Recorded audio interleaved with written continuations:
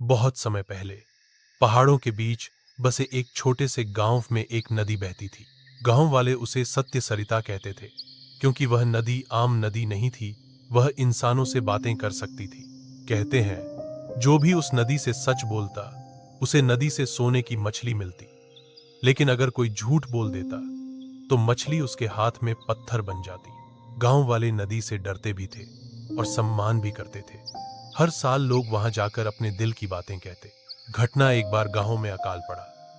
खेत सूख गए, अनाज खत्म हो गया। गांव का लालची व्यापारी बोला, मैं नदी से मछली लेकर उसे बेचूंगा और अमीर बन जाऊंगा। वह नदी के पास गया और बोला, मां सरिता, मैं गरीब हूं, मेरे पास खाने को कुछ नहीं। नदी मुस्कुराई और पूछा, क्या सच में? तुम्हारे गोदाम में तो अनाज भरा पड़ा है। व्यापारी घबरा गया, लेकिन झूठ पर झूठ बोलता रहा। उसके हाथ में मछली आई, मगर तुरंत पत्थर में बदल गई। मोड़ गांव का एक छोटा लड़का, जिसका नाम गोपाल था, सच में भूखा था। वह नदी के पास गया और बोला, मां सरिता, मेरे घर में चूल्हा 3 दिन से नहीं जला।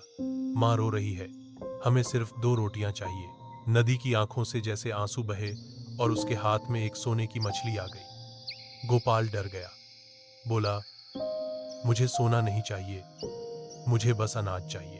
तभी मछली चमकी और उसके घर में अनाज से भरे बर्तन प्रकट हो गए। गांव वालों ने यह देखा और समझ गए कि नदी सिर्फ उन्हीं की मदद करती है जो सच्चे और निस्वार्थ होते हैं। उस दिन से गांव के लोग हमेशा सच बोलने लगे और गांव फिर कभी भूखा नहीं रहा। इस कहानी का संदेश, सच बोलना और निस्वार्थ रहना हमेशा फल देता है।